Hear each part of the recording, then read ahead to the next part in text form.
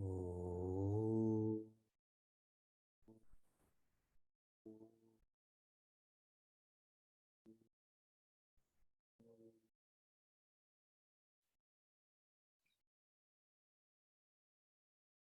Oh.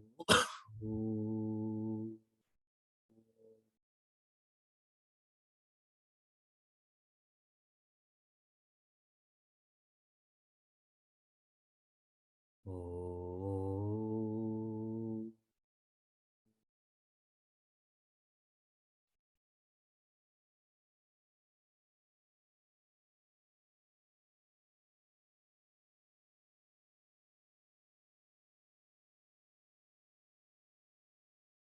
Welcome to Meaningful Mornings.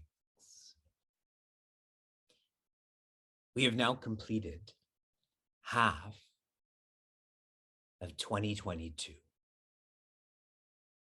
Have you realized that half this year is now completed? In our maps, kala, or time, is often compared to a sarpa, or a python. How fast does a python move? How fast does a python eat? It does move and eat, but does so slowly in a way that it's not noticed. And so time, this python, is a bhaksha. Bhaksha means devourer, the one who eats. Very soon, I'm going to be sharing that 2022 will be completed. And where have you gone for the first half year? Where are you going for the second half of our year? I'm challenging you to ensure that you're in the right path. In chapter 8, verse 2, Prince Arjuna asks, he says, Prayana kale cha katam neyaha asi. At the time of death, how am I to know you? And he has an inclination towards the answer because he ends this question by sharing niyata atmabhihi, by the one who's directing their equipment. If you're directing your equipment, particularly towards Sri Krishna, then at the time of death, you will still be directed towards him. So he asked this question, he has this notion, he's looking for affirmation. And Sri Krishna shares in verse 7, Tasmat sarveshu kaleshu, therefore, in all times, mam anusmara, remember me, yudhyacha, as you're engaging. For you, Prince Arjuna, in this war. Mayarpita mano buddhihi, mayi, that is to me, arpita, offer or direct, manaha, the mind, buddhihi, the intellect. What's symbolic of this is your whole inner world. The inner world should be directed towards Sri Krishna while we're engaging the outer world. That's not complex, correct in understanding. By doing so, mam, that is me, eva, me alone, we're focusing on this a lot, from awesome to alone, eshyasi, you shall come, you shall rediscover, you shall be. asamshaya. This is a fact.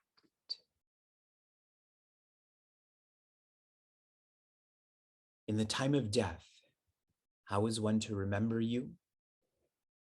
One is to remember you by being disciplined, directing themselves. Shri Krishna does affirm this by sharing in all times, in all engagements, your inner world should be directed to me. And if so, you will remember me, which means you'll come to me, which means you will be me. In this concluding verse, Sri Krishna is sharing that one's remembrance of him cannot be conditional. It doesn't matter what time it is. It doesn't matter what space it is. No complaining, no blaming, no annotating. Just remember. In summary, no excuses. That I'm older, so I can't remember as much. That's an excuse. That I'm a young parent. Now, this is what I have to do with my life. That's also just an excuse. No excuses. Pujya Swami Tejomayananda shared with us some who approach this logically. They have this plan that as they get older, as they come to die, and when they do die, it is at that time that they will remember Shri Krishna. But they're not logical in this thinking because based on their logic, there is an implication that you know when you will die. Correct? So in my last moment, I will remember Shri Krishna. Until then, no. But in that last moment, I will outsmart the system and I will remember. But that means you know when you will die. Do you?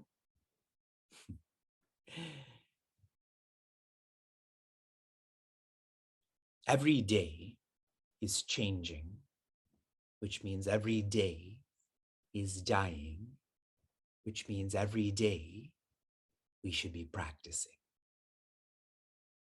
Correct? Today is changing. We have a new month. I shared that change in an extreme form is dying. So who is this question for? Just the people on the battlefield? Just the old people? Just the sick people? This is our question. And the answer is to practice every day. This practice has to be established in us through expression. Through expression. Let me give you an example. The past days, we have been remembering our Sadguru Shishya Parampara. And I challenged all of you to engage in manana, to reflect on God Gita Guru. And as part of this was to write this. Why? Because that's how this reflection or this gratitude is established, because you're expressing it. When we live in a passive way, especially virtually, we feel, oh, I thought about it, so then it's done. But this practice, focusing on gratitude, is like a muscle. If you don't actively use that muscle, what happens to your muscles then? Even for some, just to get up after 18 minutes, oh, my back hurts or my knees hurt. Maybe because you're not using them enough. Yes. I've emphatically shared in terms of Sri Krishna that every day he practiced dhyana, dhamma, dana for dharma. Correct? Every day he lived like this. If he is practicing this every day, who are we not to practice this every day? And so much of what we do in our community, I hope you're understanding and appreciating, is about engaging daily. Meaningful Mornings is daily, correct? I wrote to Puja Swami Tejo Mayananda sharing that yesterday was our 710th day. For those engaging in Likita Japa, that's to be done every day too, correct? Even for the yoga challenge last year, the contentment challenge this year, I had asked all of you to donate every day. This year, just $1 a day. The expression leads to the establishment. Is everyone clear about that? For a child, imagine I just say, I love you, and do nothing for them, no expression. They're not going to feel that. The expression is important. And Sri Krishna shares this more in verse 8. Abhyasa yoga yuktena cetasa nanya-gamina paramam purusham divyam yati partananuchintayan.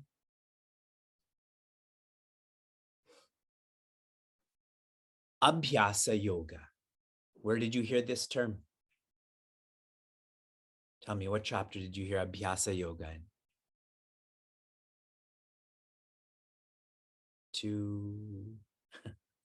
That will always be your answer, correct? Because it's so big. It is chapter 6. What was the theme of chapter 6?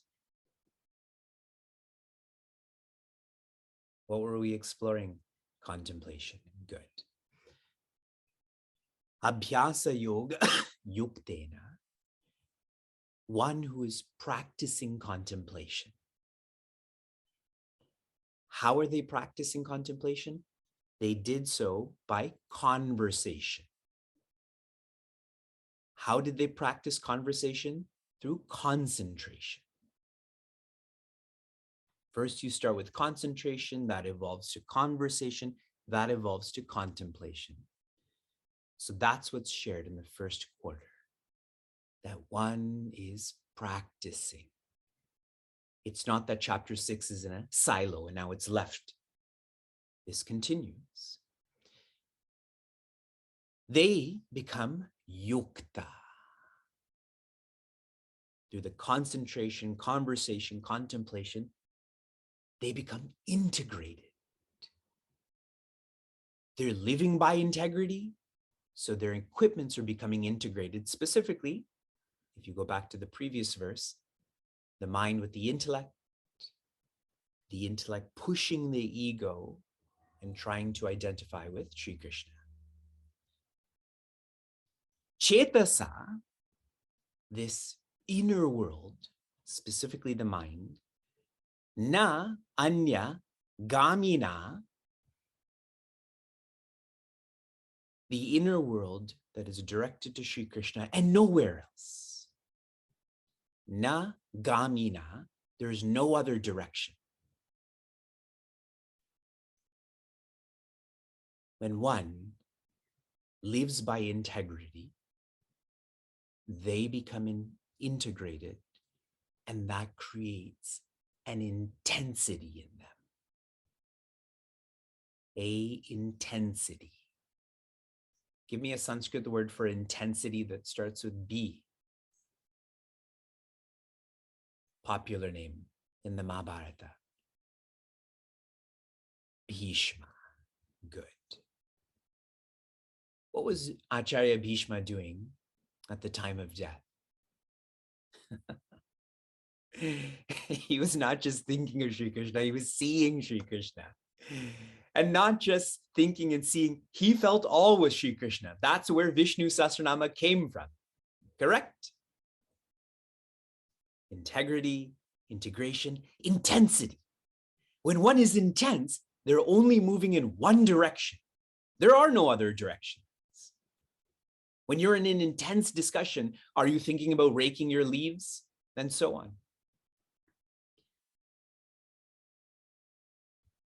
this integration, this intensity, what is it towards? Paramam. In English, existence. Purusha. Parama means fundamental. What is most fundamental? Existence. Purusha. Purusha means purnatva, complete. What is that? Joy or ananda. And divyam, which I've explained many times. Div means to shine. What is helping? What is shining in all of our experiences? Chit or awareness. Sat, ananda, chit. This is what one is being directed towards in an intense way. I'm concentrating on this, I'm conversing about this, I'm contemplating on this. And I hope you caught that in the previous verse, Sri Krishna uses the word mam. Ma means me, as in the creator. And now the words have changed to paramam, purusham, divyam. That is consciousness. This master teacher just keeps leading us higher and higher. Partha, that is Prince Arjuna, that is us. Anuchindaya. Chinta, some people in Hindi define this as worry.